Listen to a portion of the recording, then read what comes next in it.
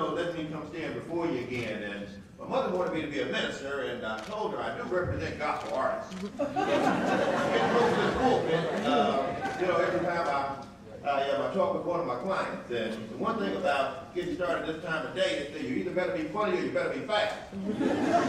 So I'll probably do a little bit of both today. And if I talk too fast, it may just mean you listen too slow. So keep you on your toes today. First of all, before I go any further, I've got at least I've got to applaud my dean. He's here today. Dean Holly, please. I want you to stand, Dean Holly, please.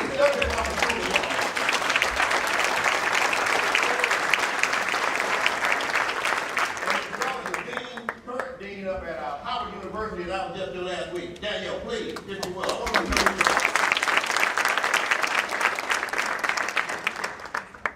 I don't know, did Congressman Johnson need to leave? Wow, I think he deserves a round of applause. I don't give his song.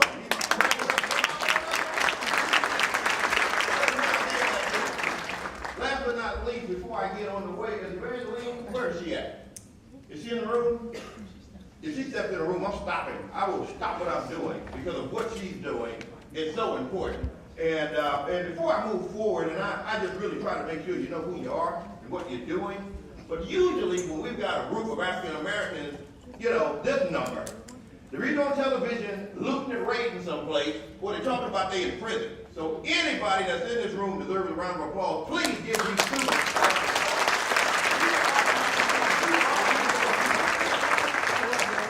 Evangeline Mitchell, what you are doing is outstanding. I salute you. I'm very, very proud to be one of your sponsors, and I have been for a long time. I think everybody in this room should be on their feet for her. She's one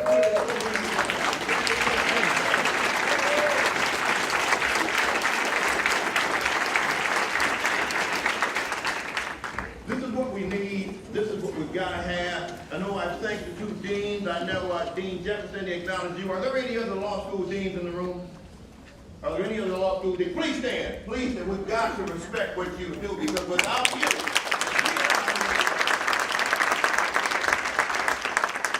Associate Dean Jones Bullock. I'm there. One thing I say, and I don't say this to be disrespectful to my family, but I'm from a little small town called Benton Harbor, Michigan. It's still 99% black today. It's in southwest Michigan, and I grew up in a family of four, and I'm the youngest of the four, and I'm the only one to graduate high school, and I've got 2 doctorate degrees, so I know the importance of education, and I represent to you. Other than my mother and my father, and again, I'm not being disrespectful, nobody has done more for me than Prairie View A&M University and Texas University.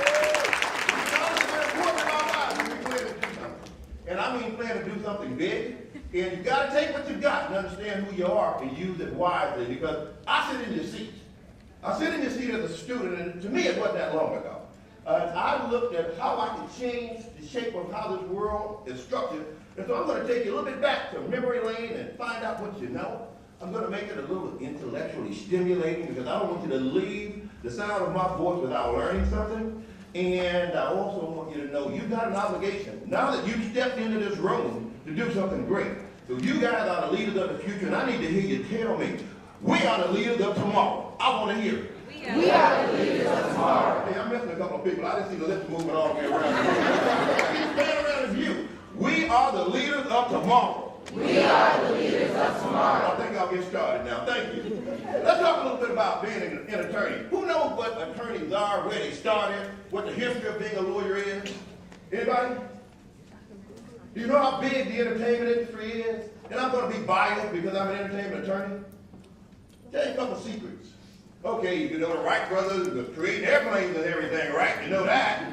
Hey, you know the Ford started making cars, and the Dodge brothers got together, and you don't know what law's about? Let me take you down memory lane. And law's been around a long time, mind you. Probably criminal law a little bit longer. Because I think Moses went up to the hill and they did 10 numbers and they don't steal. They still steal it today. I'm telling the truth. I'm not making this up. They said, don't kill. They still killing people today. So look at that being you talk about criminal law. You got great job opportunities ahead. I'm just letting you know.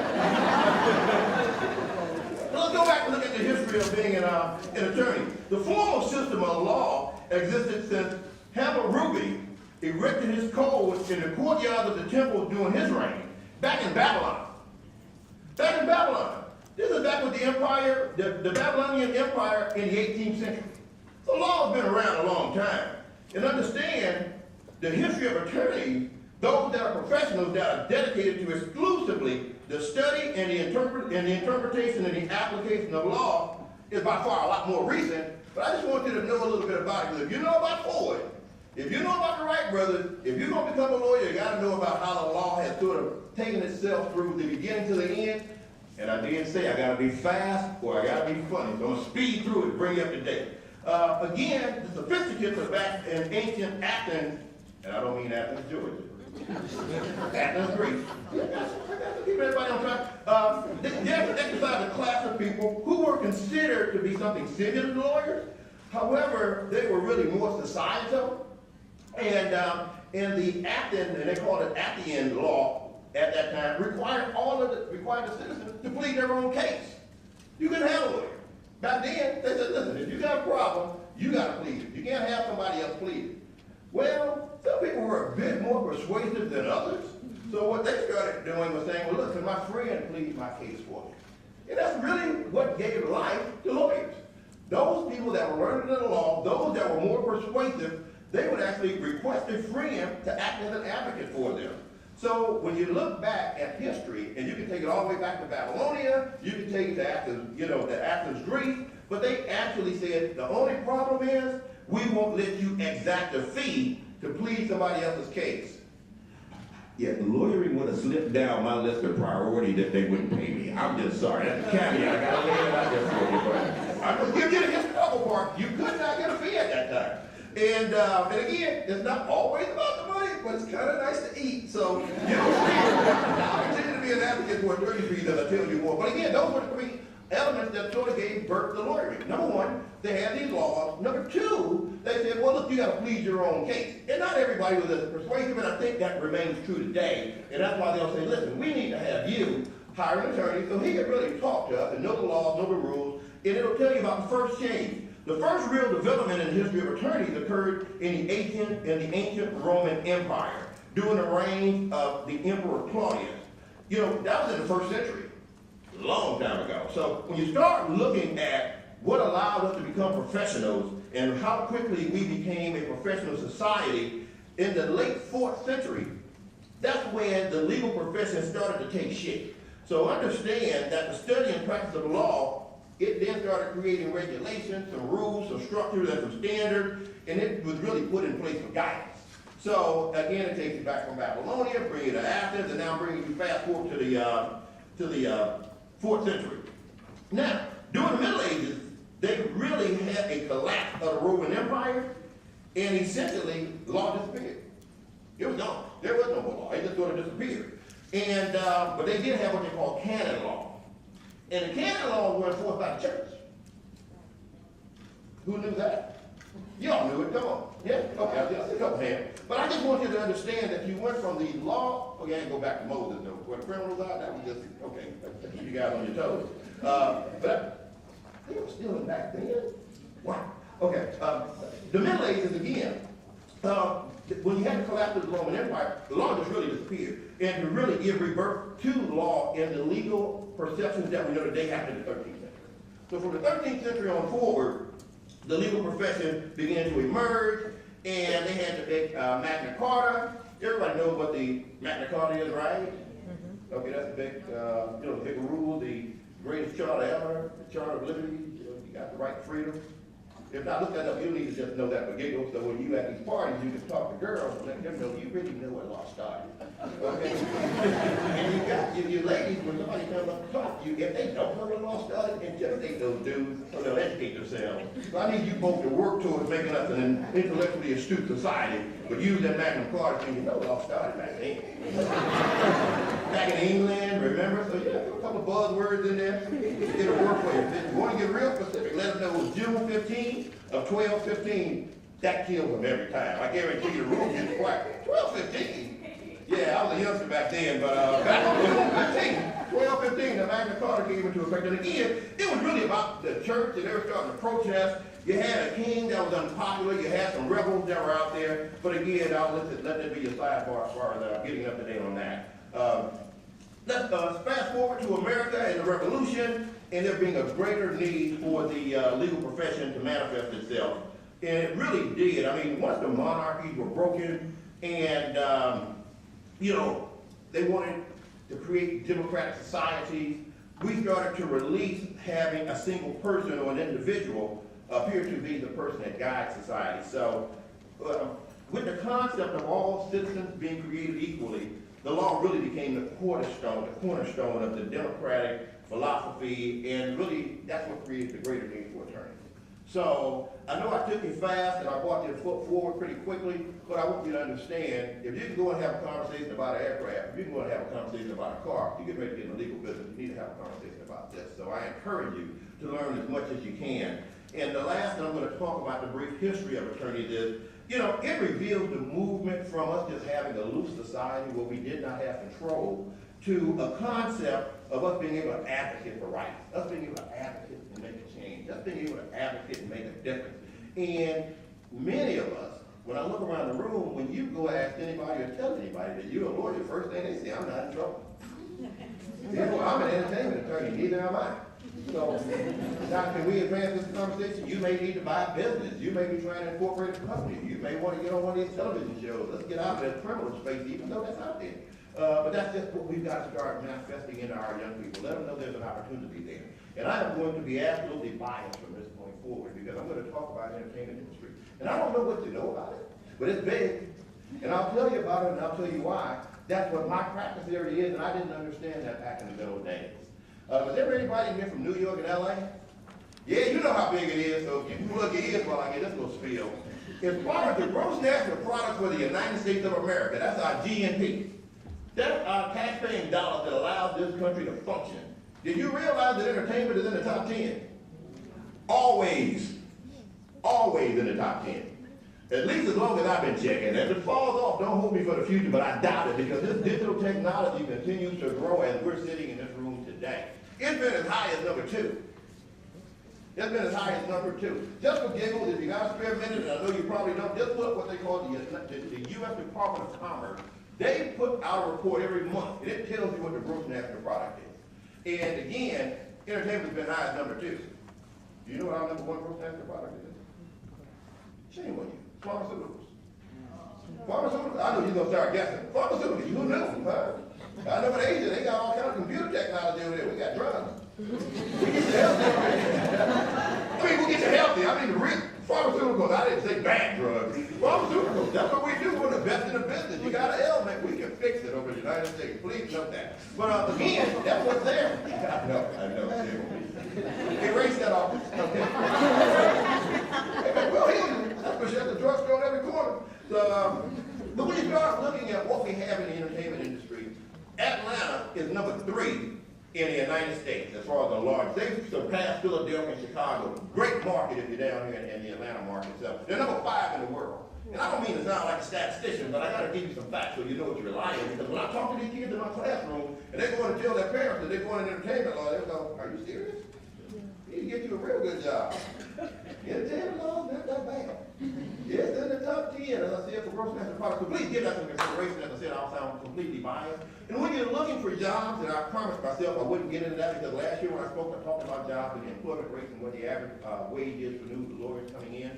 Okay, since you guys are new lawyers coming in, the employment rate is about 80%, 80 to 85%. It's not 100. And the average mean for an attorney that's starting out in law school is about $65,000 to $75,000 a year. And if you happen to be in that top 10%, you get hired by some of these bigger firms, you can make as much as $150,000. I said I wasn't going to talk about that, but I knew you wanted to know where the money was hidden. I gotta let you know where that's at. But that's what you've got right now. There's great opportunities, and if for whatever reason somebody tells you they couldn't find a job, just know they were probably that 10% that didn't.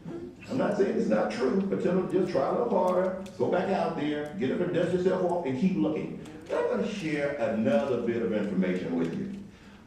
Where do you find the jobs at when you're in the entertainment industry? Do you go to the big firms? No. You go to CBS, they got a legal department. NBC's got a legal department. ABC's got a legal department. Clear Channel has a legal department. See, Walmart has a legal department. Target has a legal department. Best Buy has a legal department. And they pay these lawyers well. So please know, The old traditional look just into these law firms is old business.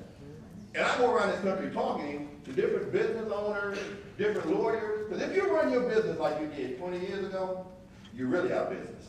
You just don't know it. You're the only person that don't know. You're out of business. You run your business like you did 10 years ago, you're in pretty deep trouble.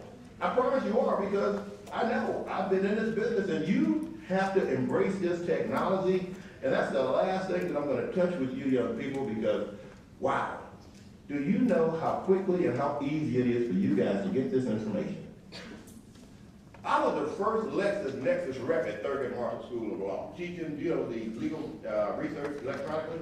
I was working, it was me, Data Central at that time. I was the first rep. I was a rep at Thurgood Marshall, University of Houston, and South Texas College of Law. I'd run around that city and try to show lawyers how to do digital research, because we all pulled out the books. And the books are great, it's just they heavy. Yeah, my first year of law school, I had this backpack. I mean, those things were tons. You got everything is online, so there is no excuse for you not having access to this information, but embrace it. Know that technology is your friend. And you gotta use it for more than just listening to music. You gotta use it for more than just watching Empire. And I love Empire, but you gotta do a little bit more than watch that. You gotta do some research. You gotta know what's out there. These numbers I'm giving you is because I read them. I've got to be able to have an intelligent conversation with the Brian Myers of the NBC, who's the president and the CEO over there at NBC Universal Pictures. I got to be able to talk intelligent to him. He was the founder of the CAA, one of the biggest agencies in the United States. And probably in the world. They've got probably close to $2 billion worth of baseball contracts. So they're over the sports side, they're over the entertainment side. But those are the things you got to know. When I see these independent agents that are out here that are not with these big firms, they're doing their own things, and they got a couple of $1 billion worth of contracts with these major league teams, I know that it can be done. So with that being said, I've got to engage you. Use the technology for something other than fun. Let it be your friend. It gets you to the bottom line quicker. You've got to continue to research everything you do. As young lawyers, you must know. You've got to know. Because what I can't do is come up here going, I think it's A or it might be B. No, I got to go, it's C, and this is why. That's what good lawyers do. I expect you leaders of tomorrow to give answers to your clients, to give answers to your families, to give answers to your friends that are correct. Do your research, do your homework, do a good job. Because I need you, as you travel towards your law school ambitions, to understand what you just told me a few moments ago. You are the leaders of tomorrow, and I want to hear it again. We are the leaders of tomorrow. I'm missing a few moving lips. Let me hear that one more time. We are the leaders of tomorrow. And I expect you to do 3 things. Actually, I expect you to do 7, but I'll couple them together. I expect you to continue to be ambitious. And I don't know if you know what ambition is, but it's the showing a strong desire and determination to succeed. I need to see everyone in this room have showing a strong desire and a determination to succeed. I also want you to be courageous. You can't be distressed by the danger of pain, because it's not going to be easy in law school. My daughter's a first-year student up at SMU right now, and she's calling me complaining like it was never I never heard her complain like this before, but I told her I was a first-year student as well, so I feel your pain. And you also have to have courage. And courage is not what courageous exactly is, but courage means the quality of mind or spirit. That's the quality or mind or spirit that enables a person to face difficulties, anger, and pain. Difficulties, danger, and pain without any sort of fear. Without any sort of fear. Courage means the quality of mind and spirit to enable a person to face difficulty, danger, and pain without fear. Don't be afraid to sign up for law school. Don't run off because we had this meeting today and go, well, I'm going to do something else. You came here because you want to be a lawyer, and we want you to be one too. So understand that I mean that. Next thing, I need a commitment from you. I need you to stay up qualified that you're going to be dedicated to the cause or the activity. You got to be committed to it. The one thing about it, they say it's tougher after the fact. And it really is. But we've got to be committed to each other. I want to have every last one of you talk to somebody 25 years later about getting into law school, because it meant that much to me. It's been that, it's really done so much for society and my clients and my friends and my family, that I want you to have that same sort of a commitment. I want you to have this one thing, and it's called completion. It's the action or the process of finishing the task. You gotta complete it. Don't sign up and walk away. Sign up, know it's tough, walk into it knowing it's tough, because that's great. Hey, everything is hard. I mean, I haven't seen an easy job yet. I don't know one. Anybody know an easy job? So get me a memo on the way out so I can change professions. All of them are hard. So understand that you gotta get to completion. Two other quick things, advancement. Advancement, you got to. I gotta continue to advance these lawyers. God blessed me to become one. He didn't tell me to just take it and hide in the corner. He said, share this as well as you share my word. Make these young folk that don't understand how important being a lawyer in the United States of America, make sure they get it. And guess what? I flew down here, I got up this morning, and I'm doing my job. I'm delivering the message. I just need you to go ahead and take it and pass it forward. I need you committed to it. I need you to advance the practice of law. Like I told you, they were stealing back with Moses. I had to go to the hill. It's just horrible. So they still doing it today. So the job is not done. I gotta have you guys come on board, work as hard as you can, and make this world a better place. And the last thing is perseverance. Perseverance, that's the steadfastness. The steadfastness of doing something despite the difficulty. That's the steadfastness of doing something despite the difficulty. And achieving the success. So again, I want you to remain ambitious, courageous. It's going to take courage to do it. You can't walk away from it. The practice of law is not easy. The bar exam, no joke, one of the toughest things I ever did in my life. But you'll pass it. Too many of us have done it. For you to say you can't. So I want you to make sure I need you committed to it. You got to complete it. But please don't forget the advancement of others in the industry. You got to take the others along with you. We need you. We want you. That's why we're recruiting you, because we need new lawyers. Hey, I'm closer to the finish line than the beginning. I guarantee you. 54 years old. I'm not practicing for another 30 years. I'll be 90. I'm going on a vacation with my wife. I'm sorry. I'm leaving jobs for you guys. I'm not going to hang around like some of these NFL players that need to retire. Just saying it is football season. But again, I need you to do this last thing for me. You are our leaders for tomorrow. And I want to hear it one more time. We are the leaders of tomorrow. I might have missed some lips over there, but let me check it down. One more time. We are the leaders of tomorrow. But in closing, I need you to do one more thing. We'll say, I am ambitious. I am ambitious. I'm courageous. I'm courageous. I'm committed. I'm committed. To completing the task of law school. To completing the task of law school. And I promise that I'll advance the legal community. And I promise I will advance the legal community. Despite the difficulties. Despite the difficulties. That means you'll persevere. You are deserved a round of applause.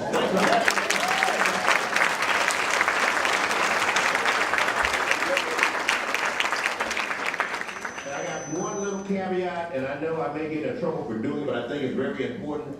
I do have an entertainment law book that would be fun for you to learn something from. So if you need something that's fun for reading to get in the entertainment industry, go to attorneyrickyAnderson.com and just click on that book tab. Get that book, have some fun, call me, look forward to seeing you. If you guys, and I really do mean this from the bottom of my heart, if you got a question and you don't catch me today and you don't get my card, please send me an email. Again, God bless you. I'm looking forward to your continued success.